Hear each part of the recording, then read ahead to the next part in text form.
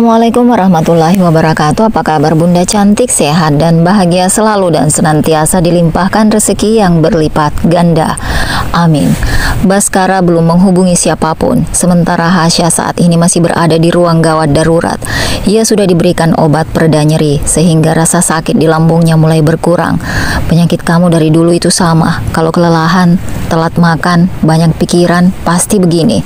Tolong dijaga, Syah, ucap Baskara. Tak bisa dipungkiri bila ia sangat panik. Kejadian ini bukan yang pertama kalinya, tapi hampir sering Hasya rasakan saat mereka masih bersama dulu. HP ku mana? Aku mau menelpon suamiku. Kamu datang ke sini nggak bawa HP. Kamu tadi pingsan. Aku nggak kepikiran ke sana. Hasya membuang nafas panjang. Ia kemudian mengalihkan pandangan, tentu tidak ingin melihat Baskara. Ia takut merasa lemah. Dulu Baskara adalah orang yang selalu ada dalam kondisi seperti ini. Ia membuatkan air hangat, memijat punggungnya dan melakukan apapun agar sakit yang ia rasakan reda. Aku akan menghubungi Pak Altan nanti. Jangan khawatir. Hasya menghela nafas panjang dan kemudian memejamkan mata. Setelah merasa lebih baik, entah kenapa ia merasa lelah dan ingin tidur. Kalau kamu mau pulang, pulang saja. Aku ingin tidur. Tolong hubungi suamiku. Aku akan di sini sampai Pak Altan datang. Tidurlah. Tanpa banyak bicara, Hasya pun tertidur. Entah pengaruh dari obat atau apapun itu, tapi ia merasa sangat lelah. Baskara tidak bisa menghubungi Altan. Sejak tadi bosnya itu tidak ada yang mengangkat. Ia pun terfikir untuk menghubungi Hanum yang tempat kerjanya tidak jauh dari sini. Tak berapa lama Hanum pun datang, sementara Hasya masih tertidur. Kamu nunggu Hasya di sini? Istrimu bisa ngamuk kayak setan, ucap Hanum yang masih sangat kesal pada Baskara. Aku menunggunya sebagai istri dari atasanku. Alibi saja, sudah jelas-jelas kamu masih cinta kan sama dia? Gak semudah itu melupakan masa lalu. Apalagi aku bersamanya dengan waktu yang cukup lama. Iya, tapi kamu tololnya kebangetan, jawab Hanum. Sungguh, ia masih sangat kesal pada sahabatnya ini. Kamu gak tahu cerita sebenarnya, Num. Ngapain harus tahu? Semua orang juga paham. Apa yang kamu lakukan itu sangat mempermalukan Hasya. Kamu gak tahu sih gimana daunnya dia. Mentalku juga kacau. Ah, alasan. Biasa laki-laki memang selalu bilangnya begitu. Aku serius, Num. Hanum sebenarnya sudah lama sekali ingin memaki sahabatnya itu. Tapi ia belum memiliki kesempatan. Sampai hari ini ia bertemu dengan Baskara. Hanum adalah saksi perjalanan mereka berdua. Ia melihat betul bagaimana keduanya saling menyayangi dan menjaga. Tidak pernah menyangka bila akhirnya kisah mereka berakhir tragis. Di sela-sela obrolan mereka, Hasya terbangun. Ia cukup terkejut melihat Hanum ada di sana. Kamu ngapain di sini, Num? Ya, mastiin keadaan kamu lah. Aku baik-baik saja, jawab Hasya. Ia tentu tidak ingin membuat sahabatnya cemas. Sementara Baskara dipanggil untuk mengisi beberapa dokumen. Hasya diputuskan untuk melakukan rawat inap. Jaga pikiran dan pola makan, Syah. Kamu kan penyakitnya seperti ini. Kalau ada apa-apa, cerita. Aku hanya telat makan saja.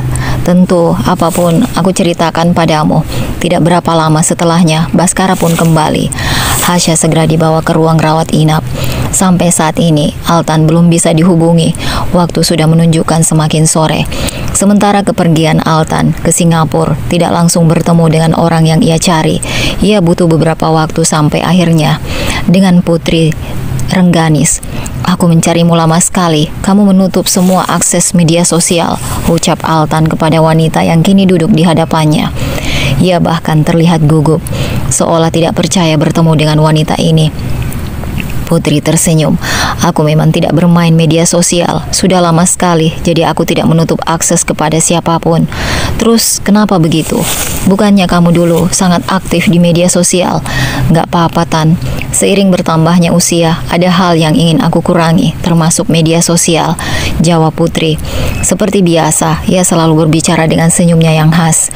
Ia selalu menatap lawan bicaranya dengan baik, memberikan afirmasi yang baik, sehingga siapapun yang berbicara dengannya selalu merasa nyaman.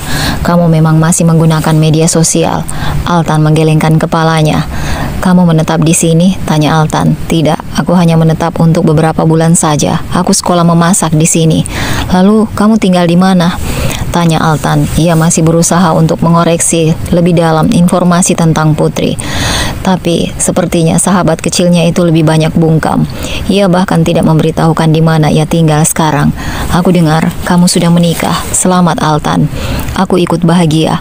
Semoga pernikahan kamu selalu dalam sukacita selamanya. Kamu tahu tentang aku, sementara aku sama sekali tidak tahu tentang kamu. Ini tidak adil, Put. Tidak ada yang berkesan tentang aku. Kamu tidak perlu tahu apapun.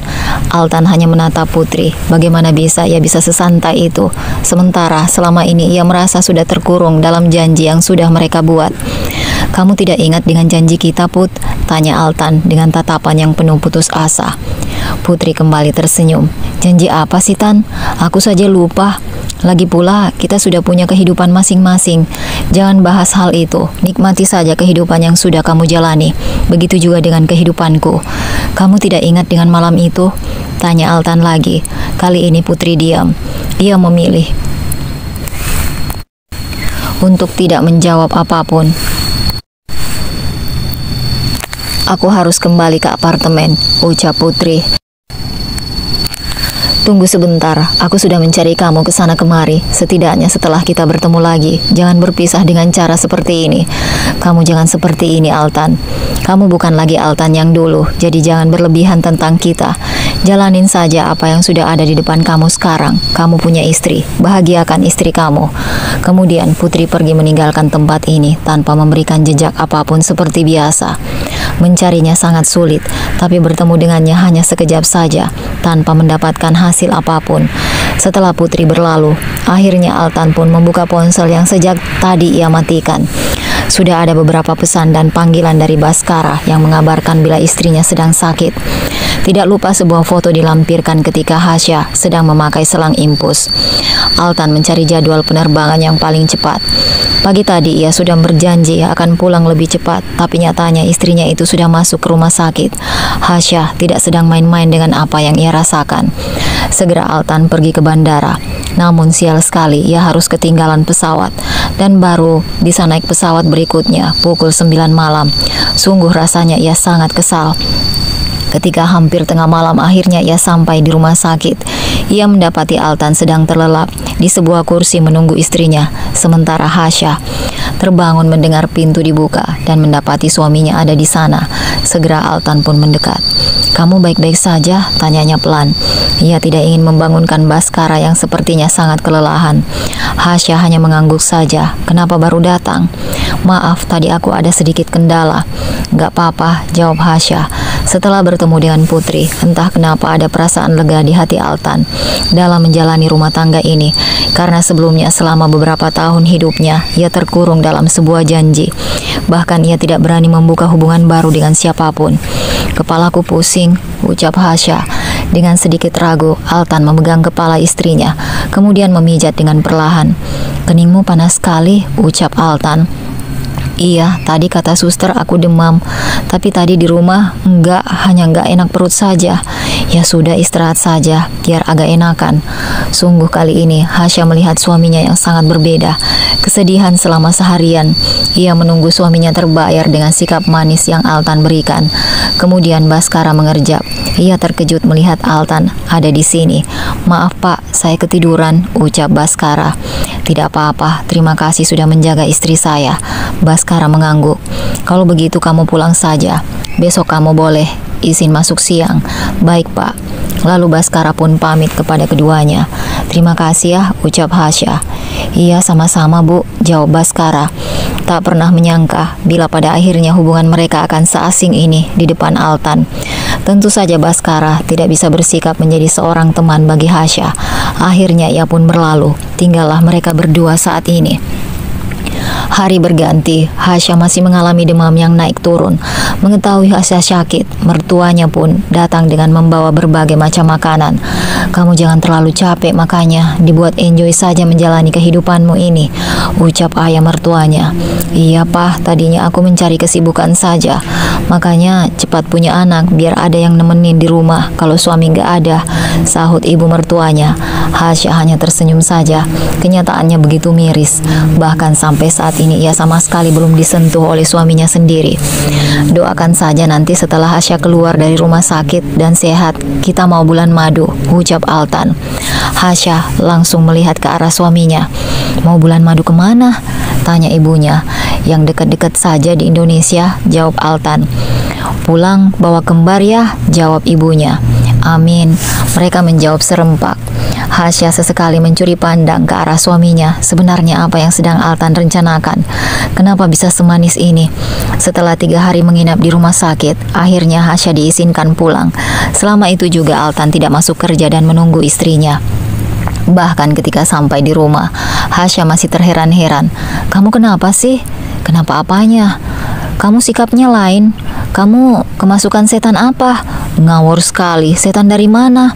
Aneh saja, kok bisa begini? Sudah, gak usah banyak omong. Altan mengantar Hasya ke kamarnya. Lalu ia keluar dan pergi ke dapur untuk memasak makanan. Ini adalah hal pertama kalinya ia melakukan hal ini. Altan membuat spaghetti tuna. Setelah selesai, ia membawakannya ke kamar Hasya. Makan dulu. Hasya ragu menerima makanan itu. Ini nggak diracunkan? Altan hendak kembali mengambil makanannya dan tidak terima dengan ucapan Hasya. Jangan marah dong. Segera Hasya memakan spaghetti tersebut, sementara Altan naik ke kasur dan berbaring di samping istrinya. Lagi, Hasya dibuat terkejut dengan sikap suaminya ini. Altan bermain ponsel di sana, bersandar pada dipan, tanpa memberikan jarak di antara mereka. Enak nggak? Tanya Altan. Hasya hanya mengangguk saja karena merasa masih sangat aneh dengan sikap suaminya yang tiba-tiba. Hasya menghabiskan spaghetti itu dan meletakkannya di meja. Tak kembali tertidur karena takut perutnya akan sakit. Ia memberi jeda pada lambungnya. Aku mau tidur lagi, ucap Hasya. Ya, tinggal tidur saja, jawab Altan. Kamu gak akan keluar dari sini? Enggak, aku mau di sini saja. Ini ranjangnya sempit tahu. Cukuplah kalau untuk berdua. Kemudian Altan merentangkan tangannya, membiarkan Hasya tidur di sana. Mereka sudah hampir 1 tahun pernikahan. Awalnya memang ia sangat membenci Hasya, tapi kemudian seiring berjalannya waktu, rasa benci itu semakin terkikis. Meski belum bisa dikatakan ia sudah jatuh cinta, masih butuh proses untuk sampai ke sana. Tapi Altan akan mencoba. Apalagi setelah bertemu dengan Putri, ia bisa sedikit lega. Ia bisa membuka sebuah hubungan baru. Aku nggak impoten, Syah, Altan berbisik kepada istrinya. Aku juga bukan penyuka sesama jenis. Aku hanya tersiksa ketika kamu memakai baju tidur di rumah karena aku seringkali tidak bisa menahan diri. Aku tidak pernah melarang kamu menyentuhku, jawab Hasya. Iya, tapi hal itu seperti belum bisa aku lakukan. Kenapa? Tidak cukup 1 buku bila harus diceritakan, jawab Altan. Kamu bisa menceritakan tidak langsung sepenuhnya. Aku akan mengerti. Nanti saja, jawab Altan. Hasya kemudian membelakangi suaminya. Jujur saja ia sedikit kesal. Tapi seketika Hasya dibuat terkejut. Altan tiba-tiba saja memeluknya dari belakang, membelai lembut perutnya. Nafasnya mampu Hasya rasakan tepat di belakangnya. Disingkap rambut panjang Hasya. Kemudian Altan mengecup leher istrinya dengan lembut, membuat Hasya merinding. Cepat pulih agar aku bisa menyentuh kamu lebih dalam, ucap Altan dengan nafas yang memburu. Sementara itu Rio yang masih ada di Singapura kembali bertemu dengan Putri Rengganis. Ia adalah salah satu saksi hidup yang mengetahui seluruh cerita Putri dan Altan. Katakan jujur, apa anak yang kamu bawa itu anak Altan? Aku tidak mendengar kamu menikah, tapi kamu membawa seorang anak yang memanggil kamu mama. Putri hanya diam saja. Dilihat dari umurnya sama seperti terakhir kamu dan Altan berpisah. Katakan Put, kamu harus bicara yang sejujurnya. Altan berhak tahu semua ini. Tidak perlu, jangan mengganggu rumah tangganya. Selama ini dia mencari kamu, kenapa kamu malah menghilang? Tolong katakan padaku, apa benar dia anak Altan? Tanya Rio sambil menunjuk anak laki-laki yang sedang asik memakan es krim. Putri Rengganis masih diam saja. Pernikahan itu tentang kesabaran. Sejak awal, Hasya yakin bila suaminya ini adalah pria yang baik sebetulnya. Berkaca dari orang tuanya yang juga sangat baik memperlakukannya, menerima dengan penuh ketulusan, padahal mereka baru saling mengenal. Hasya merasa sangat bersyukur, bukan karena mereka kaya raya, tapi memang karena mereka orang yang baik. Aku dengar kamu mau ada reuni, tanya Altan. Dengar dari siapa? Baskara. Hasya diam. Kamu gak datang? Hasya hanya menggelengkan kepalanya pelan. Kamu boleh datang asal ku antar. Gak usah, aku tidak terlalu dekat dengan teman-teman sekolah. Kenapa? Kamu korban bully? Tidak juga, hanya tidak cocok saja dengan mereka. Ada satu geng di sekolah yang cukup terkenal, jadi mereka kaya, menguasai sekolah itu. Aku kurang suka sama mereka. Kalau begitu kamu harus datang, tunjukkan pada mereka kalau kamu sudah berproses. Malas, aku tidak ingin bertemu dengan mereka. Apalagi terakhir aku dengar mereka juga bergunjing tentang aku. Bergunjing tentang apa? Entahlah, aku tidak mau tahu. Altan melihat istrinya ini memang tidak mau tahu tentang segala hal yang membuatnya lelah. Ia terkesan sangat cuek. Sementara di tempat lain, Baskara dan istrinya pulang ke kampung. Bahkan Baskara izin dari tempat kerjanya. Kepulangan ini mendadak dan sudah diminta oleh Kinas sejak beberapa waktu yang lalu. Setelah sampai di kampung, seluruh keluarga dikumpulkan, termasuk keluarga Baskara. Kepulangan kami ke sini untuk menyampaikan kalau kami ingin berpisah, ucap Kinas. Tentu saja ucapan Kinas ini sangat membuat semua orang yang ada di sini terkejut. Ini maksudnya apa? Kok datang-datang ngomongin perceraian? Tanya Ibu Baskara. Iya, saya sudah nggak sanggup menikah dengan Mas Baskara, ucap Kinas. Kenapa? Apa yang salah? Biar ibu tegur. Tapi jangan bercerai. Malu sama yang lain. Apa kata mereka kalau kalian bercerai? Ucap Ibu Baskara lagi. Saya sudah nggak peduli. Batin saya tersiksa selama 1 tahun menikah. Dia tidak memerankan tugas sebagai suami dengan baik. Saya ditelantarkan karena dia sibuk bekerja. Terlebih lagi dia masih jatuh cinta sama mantannya. Kamu ngomong dong, bilang kalau ucapan dia salah. Semua ucapan Kinas benar.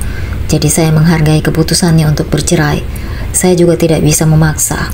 Kalau memang Kinas sudah tidak bisa menjalankan rumah tangga ini, semuanya selesai, ucap Baskara. Gak bisa selesai begitu saja. Kami sudah keluar banyak untuk pernikahan kalian, ucap ibu mertua Baskara. Sejak awal saya tidak pernah pacaran dengan Kinas. Saya tidak pernah tahu bagaimana karakternya. Saat itu, maksud dan kedatangan saya pulang ke kampung memang bukan untuk melamar Kinas, tapi kekasih saya. Dan seluruh penduduk kampung ini juga tahu dengan siapa saya berpacaran.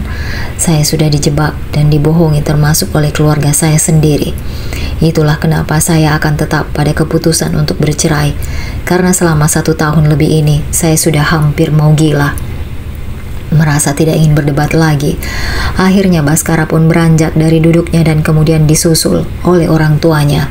Begitu juga dengan mertuanya yang berusaha untuk menahan karena mereka sama sekali tidak bisa terima dengan keputusan ini. Sudah mah, biar saja dia pergi.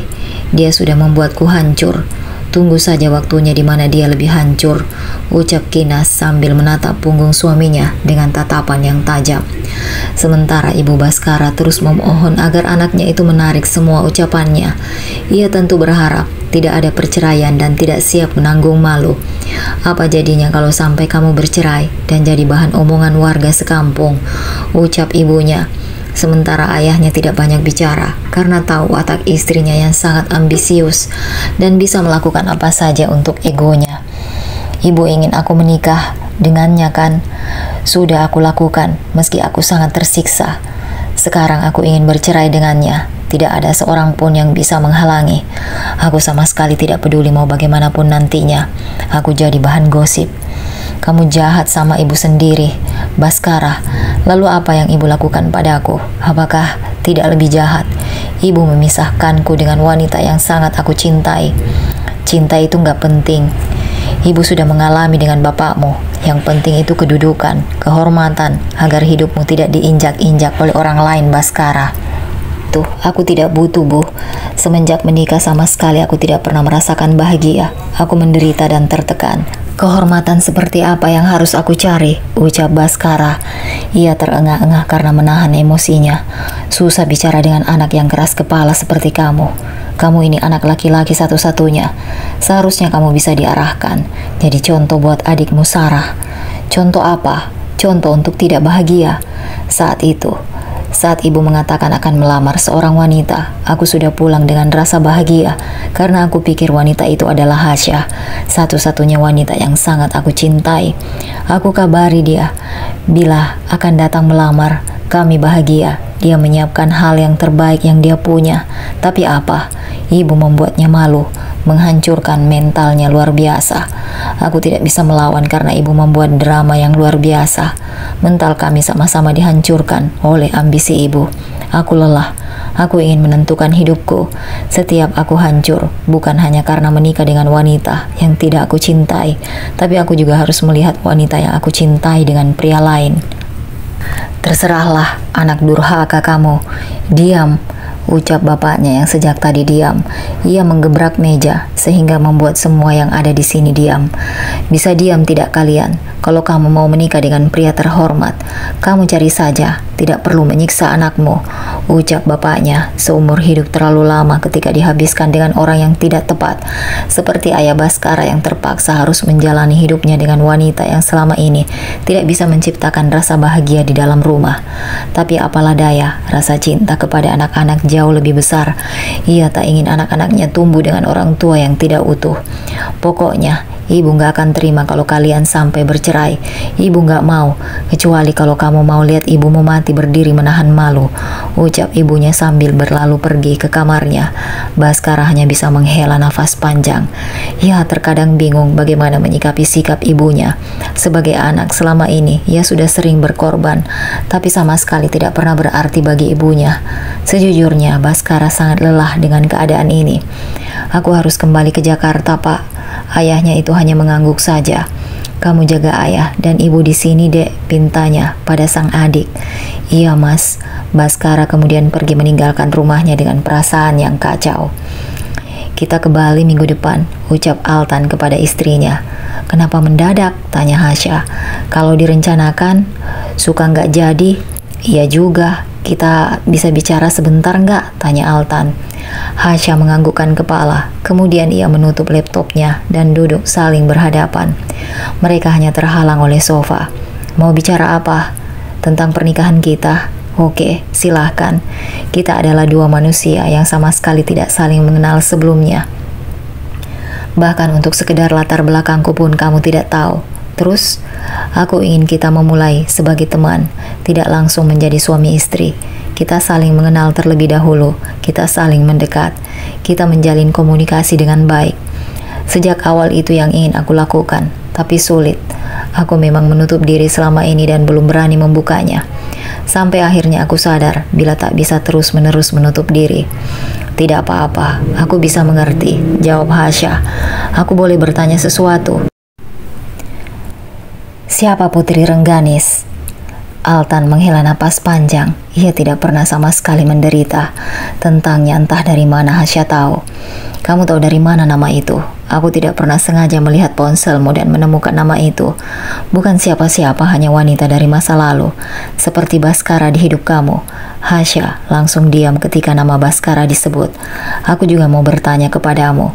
Hasya langsung melihat ke arah suaminya. Ia takut dengan pertanyaan suaminya. Bila tentang masa lalu. Berapa lama kamu dengan Baskara? 6 tahun. Lama juga. Kenalnya sudah lama. Kami kenal dari kecil. Selalu satu sekolah dan mulai dekat saat mau kelulusan SMA. Kenapa bisa sampai putus? Aku juga nggak tahu. Aneh. Memang cukup aneh. Aku juga bingung, jawab Hasya. Satu hal yang harus kamu ketahui. Aku tidak pernah tahu bila Baskara adalah karyawan kamu. Aku juga tidak pernah menyangka bila ucapan Papa tentang melamar itu akan menjadi sungguhan. Karena aku cukup sadari diri sebagai pembantu Bu Nadine. Sampai akhirnya keluargamu datang dan melamar begitu saja. Aku pikir ini adalah cara Allah saja. Kamu lulusan SMA, kenapa memilih jadi pembantu? Kata Baskara, kamu juga anak yang pintar. Hasya terdiam sejenak. Bapak sama ibu sudah tua. Tidak tega meninggalkan mereka hanya berdua saja. Apalagi kami keluarga miskin. Kalau ada apa-apa, orang lain tidak mau mendekat. Jadi aku ingin menjaga mereka. Walau kenyataannya mereka yang lebih banyak menjagaku. Apalagi setelah aku terpuruk saat itu. Kamu harus pulang untuk menjenguk mereka. Kamu izinkan, Mas? Kamu hanya boleh pulang bersamaku saja. Hasya tersenyum mendengar hal itu. Tidak ada kata-kata yang lebih indah selain ini. Terima kasih banyak. Sekarang buatkan aku makanan. Aku lapar sekali, ucap Altan. Hasya hanya mengangguk saja dan kemudian pergi ke dapur. Sementara Altan kembali dalam pekerjaannya. Tidak berapa lama setelahnya, terdengar ponsel milik Hasya berdenting. Altan melihat sekilas dan pesan itu dari Hanum. Syah, ada yang harus aku ceritakan tentang Baskara. Maaf bahas ini, tapi sebagai teman, kita harus saling meluruskan. Altan tidak membuka pesan itu, hanya melihat sekilas yang tertampil di layar. Mulai ada pertanyaan di dalam benaknya. Sebenarnya apa yang sudah terjadi di antara mereka? Sekitar setengah jam kemudian, Hasya pun kembali. Makan di meja yuk, ajaknya. Altan hanya mengangguk dan mengikuti istrinya. Hasya memasak nasi goreng spesial. Ini menjadi menu favorit Altan saat ini. Enak? Tanya Hasya. Altan mengangguk. Minggu ini ada film kesukaanku tayang di bioskop. Mau nonton bareng gak? Bukannya minggu ini kamu ada reuni? Memangnya aku harus ikut? Tanya Hasya. Ikut dong. Kamu harus menunjukkan sisi terbaikmu sekarang, biar orang yang sudah memandang kamu dengan sebelah mata bisa terdiam. Hasya memang jauh banyak berubah. Selama menikah dengan Altan, ia rutin melakukan perawatan karena selalu diajak oleh ibu mertuanya. Kulitnya semakin cerah dan mulus. Hasya semakin cantik dan terawat. Mau nemenin memangnya? Boleh. Hasya sebenarnya ragu, tapi setelah dipikir ulang, ia seperti akan ikut. Karena Hanum pun ikut dalam reuni ini. Hari berganti meninggalkan menit dan detiknya. Acara reuni itu pun tiba. Hanum pergi bersama Baskara, sementara Hasya bersama suaminya. Ia sudah pergi sejak kemarin sambil menjenguk orang tuanya. Altan mengenakan pakaian casual, kaos berwarna putih gading dan celana jeans. Tapi entah kenapa dengan pakaian yang sederhana itu pun ia selalu terlihat tampan. Jangan pakai kerudung itu, yang hitam saja jauh lebih cantik di wajah kamu, ucap Altan ketika melihat istrinya sedang berada di depan kaca. Tapi ini senada dengan bajuku. Ganti bajunya, baju itu tidak cocok dengan kamu. Mau pakai baju yang mana? Bingung. Nih, pakai ini saja. Altan memilihkannya secara langsung dan benar saja itu lebih cocok dengannya. Mereka pun pamit dan pergi ke tempat reuni. Rupanya sudah banyak yang datang di sana. Wah, ada tamu spesial datang nih, ucap Arum. Baskara sempat termangu melihat mantan kekasihnya yang kini jauh lebih cantik. Tak hanya Hasya, Altan pun jadi pusat perhatian karena wajahnya sangat tampan. Belum isi, Syah? Tanya salah satu temannya. Belum, doakan saja. Sekarang program kehamilan, jawab Altan.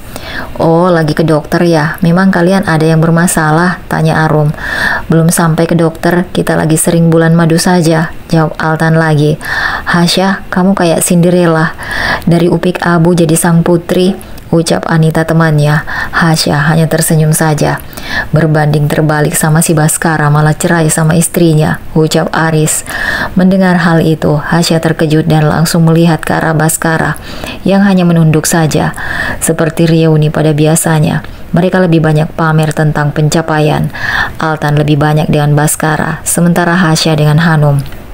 Dalam kesempatan ini Hanum menceritakan semua hal yang ia tahu tentang kenapa lamaran Hasya dengan Baskara yang sampai batal.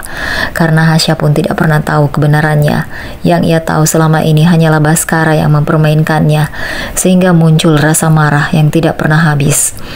Memang rencana awalnya mau melamar kamu. Setelah banyak drama dari ibunya, Baskara gak bisa berkelit lagi. Akhirnya dia pasrah mengikuti permainan ibunya. Tapi lihat sekarang, rumah tangga Baskara hancur. Ini ngapain udah ada yang kirim-kirim foto-foto di grup, padahal kita belum foto-foto, ucap salah satu teman mereka. Membuat percakapan Hasya dan Hanum terhenti. Mereka langsung melihat ke grup dan ternyata ada sebuah video yang juga dikirimkan. Isinya tentang percakapan Kinas dan Baskara. Ada foto lebam juga, padahal Baskara sama sekali tidak pernah melakukan kekerasan pada Kinas. Bagaimana bisa rumah tanggaku hancur karena perempuan lain? Kalau bukan karena Hasya merespon kamu, kamu akan tetap menjadi suamiku yang baik. Aku benci wanita itu. Aku benci penghancur rumah tangga orang lain. Baskara teringat bila istrinya itu memang pernah mengatakan hal demikian. Tapi ini tidak menyangka bila itu ternyata direkam. Padahal sebelumnya kita sudah memaki dan memukuli dirinya. Bahkan pakaiannya sampai sobek lagi, sampai saat ini pun masih ia simpan. Tapi kata-kata itu mampu membuat orang lain menyimpulkan bila memang dia berselingkuh. Kinas memang sengaja melakukan rencana ini. Ia sudah memikirkannya secara matang-matang. Ia juga memiliki akses untuk masuk ke grup reuni Baskara. Meskipun mereka tidak satu angkatan, baginya hal itu adalah sesuatu yang sangat mudah. Kinas sudah berjanji kepada dirinya sendiri, bila dirinya harus bercerai dengan Baskara, maka semuanya harus hancur. Altan yang melihat hal ini tidak banyak bicara dan langsung melihat ke arah istrinya. Sementara Hasya pun melihat ke arah suaminya sambil menggelengkan kepala.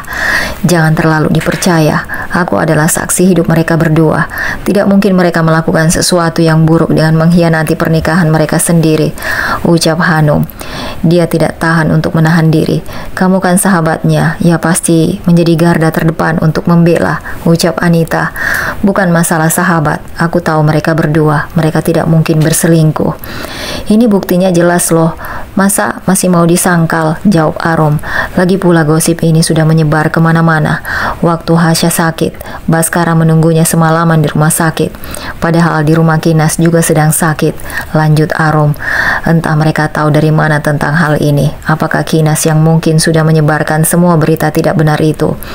Saat istri saya sedang sakit, memang kebetulan saya sedang perjalanan dinas ke luar negeri. Jadi, Baskara sebagai karyawan langsung mungkin merasa memiliki tanggung jawab lebih ketika mendapati istri saya pingsan saat di rumah, ucap Altan berusaha membela istrinya. Terus ngapain Baskara ke rumah? Tanya Arum. Baskara memang sering ke rumah untuk mengantarkan berkas. Rumah kami juga dilengkapi dengan CCTV, jadi tidak mungkin ada sesuatu yang aneh di rumah. Bisa saja ke hotel. Namanya orang mau zina, kan bisa berbagai cara di mana aja, jawab Anita dengan sedikit meledek, seolah tidak percaya dengan ucapan Altan. Silahkan cari buktinya. Kalau sampai tidak terbukti, saya tidak akan segan-segan melaporkan ke polisi bagi orang yang sudah memfitnah istri saya. Tidak menghargai istri saya, itu sama saja menginjak harga diri saya. Maka saya tidak akan main-main kepada mereka yang sudah bicara seenaknya. Seketika semua orang yang ada di sini diam. Hasya merasa lega karena suaminya sudah membela dirinya. Ayo pulang, ajak Altan kepada istrinya. Kemudian Hasya mendekat kepada suaminya. Mereka keluar bersama meninggalkan tempat ini. Kalian hati-hati, suami Hasya itu seorang konglomerat. Dia bisa melakukan apapun untuk memberantas fitnah terhadap istrinya. Jangan macam-macam kalau tidak mau masuk penjara, lanjut Hanum, yang kemudian ia pun pergi meninggalkan tempat ini, disusul oleh Baskara setelahnya. Semua yang ada di tempat reuni ini sepertinya mulai ciut dan ketakutan. Tidak ada lagi yang berani membahas tentang hal ini. Jangan nangis, jangan cengeng, ucap Altan ketika mereka berjalan pulang ke rumah. Hasya tidak banyak berkata-kata, tapi diam-diam ia menangis. Aku cuma malu sama kamu saja. Mereka sepertinya sengaja mengulitiku di depan kamu, Mas. Jujur, aku nggak peduli tentang hal itu. Kalau ditelaah, mungkin ucapan wanita dalam video itu benar. Maksudnya, kamu menuduh aku berselingkuh. Aku tidak akan mungkin melakukan hal yang menjijikkan seperti itu. Aku masih punya harga diri. Hasya tidak terima dengan ucapan suaminya. Bukan tentang kamu yang berselingkuh, tapi tentang perasaan Baskara kepadamu. Bisa saja ucapan istrinya itu benar, bila hal itu yang membuat istrinya tidak bahagia. Kali ini Hasya terdiam. Hal itu di luar kendalinya. Ia tidak bisa menekan atau menghempaskan perasaan orang lain. Mereka akhirnya sampai di rumah Hasya. Tanpa banyak bicara, mereka langsung masuk ke dalam rumah, sementara Kinas memperhatikan mereka dari jauh. Ada kepuasan tersendiri setelah melakukan semua ini. Terlebih lagi, ia melihat sendiri bagaimana Hasya masuk ke dalam rumah. Tidak berapa lama setelahnya, Hanum dan Baskara menyusul. Sepertinya Baskara tidak peduli dengan seluruh fitnah tadi, karena sama sekali ia tidak merasa sudah melakukan itu. Aku datang ke sini bukan sebagai mantan kekasih, melainkan sebagai sahabat, ucap Baskara. Entah kenapa ia merasa Hasya tidak nyaman. Kamu seharusnya tidak perlu ke sini, karena ini akan memperburuk keadaan. Apalagi istrimu kan ada juga di sini, ucap Hasya. Dia bukan istriku lagi, jawab Baskara. Hari ini seperti menjadi puncak rasa kesal Baskara kepada Kinas. Meski ia sendiri tidak kaget, karena sudah tahu bila istrinya itu bisa melakukan banyak hal. Hanum mendekat pada sahabatnya lalu membawa Hasya dalam dekapan. Aku mohon, apa yang sudah terjadi hari ini jangan mengganggu hari kamu ya. Abaikan saja. Aku yakin mereka tidak sepenuhnya percaya tentang hal itu, karena tadi suami kamu sendiri yang sudah membelamu. Iya, Num, terima kasih banyak ya. Aku hanya syok saja. Padahal di sini aku nggak tahu apa-apa. Sudahlah, kamu nggak perlu juga memikirkan hal ini. Nggak ada untungnya buat kamu, ucap Altan. Aku hanya takut ini menyebar dan terdengar ke telinga bapak dan ibu. Mereka pasti akan kepikiran. Bapak dan ibu paling tahu anaknya seperti apa. Mereka tidak akan memikirkan sesuatu yang mereka yakini kalau anaknya tidak mungkin melakukan hal itu. Jawab Altan, semoga saja. Melihat Hasya seperti ini membuat Baskara sakit. Ia masih sangat mencintai mantan kekasihnya itu. Sulit sekali menggantikan Hasya di hatinya. Andai waktu bisa diulang kembali, ia tidak peduli bagaimana ibunya membuat drama. Ia akan tetap memilih Hasya. Baskara beranjak dari duduknya, kemudian pamit untuk meninggalkan rumah Hasya. Tidak pulang ke rumah, ia justru pergi ke rumah Kinas yang hanya beberapa langkah dari kediaman Hasya. Ia datang dengan penuh kemarahan, sementara Kinas sedang menikmati secangkir teh hangat dan nampak bersantai. Puas kamu, ha? Baskara meninggikan suaranya. Belum. Apalagi sih yang kamu mau? Tidak puas sudah membuat hidupku hancur. Kamu pikir kamu saja yang hancur. Aku jauh lebih hancur. Hatiku sakit karena rumah tangga aku harus gagal. Apa kamu peduli? 1 tahun lebih perjalanan rumah tangga kita. Bukan hanya kamu saja yang sakit, tapi aku juga. Itu karena sejak awal kamu sudah tolol, mau-maunya menikah dengan laki-laki yang jelas tidak mencintai kamu. Tidak perlu menyalahkan keadaan. Ibumu mendapatkan uang yang sangat banyak dari pernikahan kita. Bisa kamu kembalikan. Baskara menatap Kinas dengan penuh kebencian dan tidak bisa dijelaskan oleh kata-kata. Ia memang sama sekali tidak pernah jatuh cinta, tapi ia juga tidak menyangka bila akan merasa sebenci ini kepada Kinas. Kamu itu sudah tidak punya harga diri di hadapan saya. Karena mendapatkan kamu itu dibeli oleh uang. Ketika sekarang kita harus berpisah, maka kamu harus mengembalikan seluruh uang yang sudah aku keluarkan. Kamu itu bukan keluarga kaya, jadi tidak perlu berlagak. Harusnya kamu bersyukur menikah denganku. Menikah dengan kamu adalah sebuah musibah yang aku harap tidak terulang kembali di hidupku. Kinas tersenyum sinis. Kamu benar-benar tidak tahu diri. Aku akan mengganti semua uang yang sudah kamu keluarkan. Aku tidak sudi harga diriku dibeli oleh wanita murahan seperti kamu.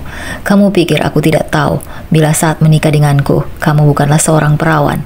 Kamu sudah sering dipakai oleh mantanmu itu, bukan? Jangan kurang ajar ya kamu, jawab Kinas tidak terima. Merasa tidak terima dengan pernyataan Baskara, akhirnya dia melemparkan gelas yang sedang ia pegang, sehingga tanpa sengaja serpihan kacanya terkena kepada tangan Baskara. Keributan ini akhirnya memancing keluarga Kinas yang lain untuk datang dan menghampiri mereka. Ada apa ini? Tidak ada bosannya kalian membuat keributan. Nafas Kinas terengah-engah. Jangan pernah mengganggu Hasya, atau aku kuliti semua tentang kamu. Ada apa ini? Tanya ibu mertuanya. Kamu sama sekali tidak tahu malu dan hanya mengacau di sini, lanjutnya. Anak ibu yang lebih dulu mengacau. Saya katakan sekali lagi, jangan pernah bermain-main dengan saya. Kalau tidak, Kinas akan bertemu dengan kehancurannya. Jangan amarah yang masih sangat membuca. Akhirnya, Baskara keluar dari rumah Kinas. Sungguh ia sangat tidak sabar untuk menerima akta cerai. Ia ingin semua yang berhubungan dengan Kinas segera selesai. Lelah menghadapi orang yang memiliki penyakit mental sama istrinya. Setelah menikah, ia memang mendapatkan banyak cerita bila Kinas sempat menjadi piala bergilir. Istrinya itu pernah beberapa kali dipakai oleh pria di kampung ini. Itulah mengapa Baskara tidak mau menyentuhnya sama sekali selama 1 tahun terakhir ini. Ada sebuah perasaan jijik yang tumbuh di hatinya kepada istrinya sendiri. Tapi sepertinya ibunya tidak peduli. Dia tidak mau mengembalikan uang perjanjian yang diterima di awal. Secara tidak langsung, ibunya itu sudah menjual kepada keluarga Kinas. Ibunya akan melakukan apapun untuk mencapai segala keinginannya, termasuk mengorbankan perasaan anaknya sendiri. Hanum pun akhirnya pamit dari kediaman sahabatnya, sementara Hasya dan suaminya bergegas untuk kembali ke Jakarta. Kamu ke Jakarta kapan? Bareng saja sama kita, ucap Hasya kepada Hanum. Aku masih cuti sampai 2 hari ke depan. Mau menghabiskan waktu sama adik-adik saja. Hasya mengangguk paham. Oke lah, kalau begitu kabarin kalau sudah di Jakarta ya. Oke, siap. Mereka kemudian saling berpamitan dan Hasya pergi ke Jakarta. Orang tuanya melepas tanpa beban. Mereka sudah mendengar gosip yang beredar, tapi ibu bapaknya merasa aman, apalagi Hasya bersama suami yang menjaganya. Begitu sampai di Jakarta, ia memilih untuk keluar dari grup reuni. Ia tidak ingin lagi berhubungan dengan teman-temannya. Semuanya sudah siap? Tanya Altan. Ya, siap apa? Kamu ini gimana sih? Kita kan mau ke Bali. Iya, maaf, aku lupa. Pikun banget. Iya, maaf. Altan tidak menggubris dan kembali fokus kepada pekerjaan yang sudah ia tinggal beberapa saat. Sementara Hasya bergelut dengan pikiran yang tidak menentu. Sejenak ketika sedang mengemas pakaian, ia melihat ke arah suaminya. Cara Altan membela dirinya membuatnya terenyuh. Tak berapa lama, Altan mendapat sebuah panggilan telepon. Ia segera mengangkatnya dan panggilan tersebut dari Rio. Ketemu sekarang bro, ucap Rio. Ketemu di mana? Di tempat biasa saja. Oke, panggilan pun ditutup. Segera Altan bersiap dan hendak pergi meninggalkan rumah. Mau kemana? Mau ketemu temanku. Siapa? Rio. Tidak usah pergi, di rumah saja. Lagi pula pekerjaan kamu banyak bukan? Aku tidak mau saat kita liburan di Bali nanti kamu lebih banyak fokus pada pekerjaan yang belum selesai. Aku hanya pergi sebentar, tapi kamu juga baru sampai. Lihat, lebih baik istirahat saja. Tapi Hasya tidak berhasil menahannya. Altan tetap pergi menemui temannya. Di satu sisi ia merasa jenuh dengan segala rutinitas yang sama di setiap harinya. Hasya hanya menghela nafas panjang melihat suaminya itu pergi melenggang begitu saja. Sampai saat ini, ia sama sekali tidak mengetahui siapa saja yang berada di lingkungan suaminya. Ia tidak tahu siapa teman-temannya. Hasya belum pernah sama sekali dikenalkan kepada mereka. Selang 1 jam, Altan berlalu pergi meninggalkan rumah. Bel rumah Hasya terdengar berbunyi. Segera ia membukanya, dan di sana ada Baskara. Aku mau kasih berkas yang harus ditandatangani oleh Pak Altan. Bisa nggak mulai sekarang kalau datang ke rumah itu hubungi terlebih dahulu suamiku. Dia nggak ada di rumah sekarang. Dia baru saja pergi. Jadi kamu bisa menemuinya di luar. Ponselku mati tadi saat perjalanan ke sini. Ya sudah, taruh saja di sana. Tapi ini berkas penting, jangan sampai rusak atau kotor. Iya, Baskara kemudian meletakkan berkas tersebut di sebuah meja. Lalu mata Hasya melihat luka yang masih basah di tangan mantan kekasihnya. Luka oleh pecahan gelas yang Kinas lakukan kemarin. Kenapa lukanya nggak diobati? Oh, ini belum sempat. Tunggu sebentar. Hasya mengambil kotak obat di dalam rumahnya. Kemudian ia memberikan kapas kepada Baskara. Obatin dulu, nanti infeksi.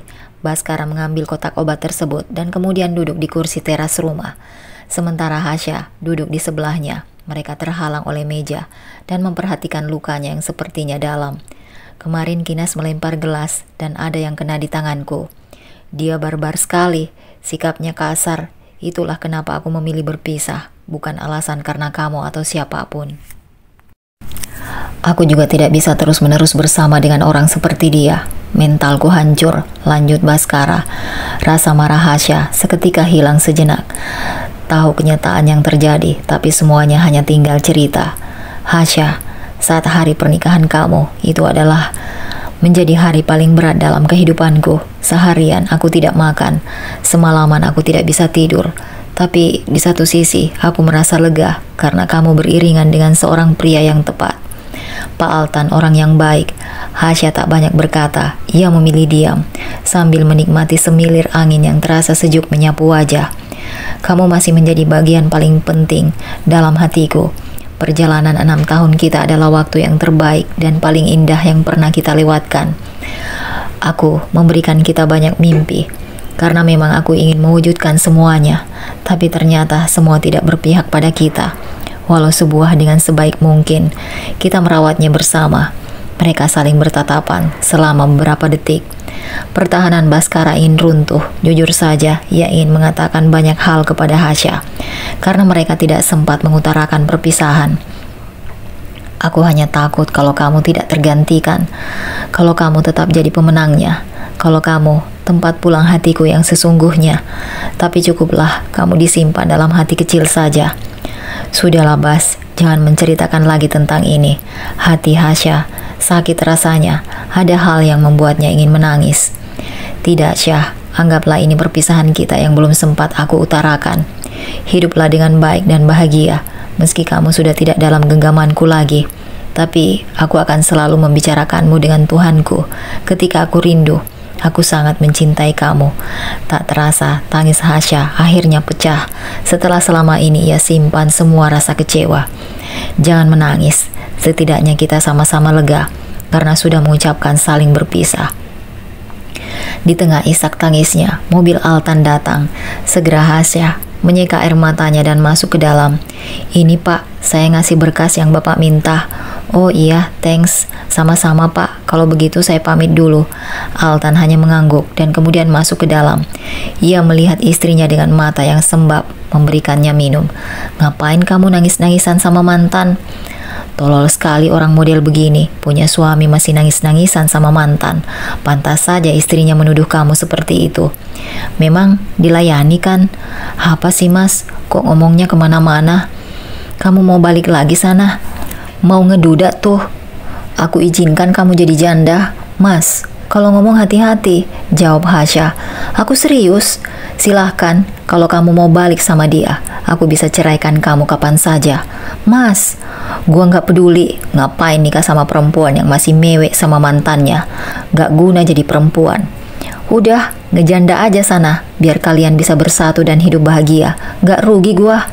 Altan ketika marah bisa mengeluarkan kata-kata yang menusuk. Tapi ia tidak pernah main-main dengan perkataannya. Ia benci melihat pemandangan seperti ini. Mas, jangan seperti itu. Aku minta maaf kalau sikapku keterlaluan. Hasya berusaha meraih tangan Altan, tapi Altan menepis tangan istrinya kuat. Ia kemudian masuk ke dalam kamarnya dengan membanting pintu. Altan percaya bila istrinya tidak menjalin hubungan lain dengan Baskara, tapi ia tidak suka dengan cara yang seperti ini.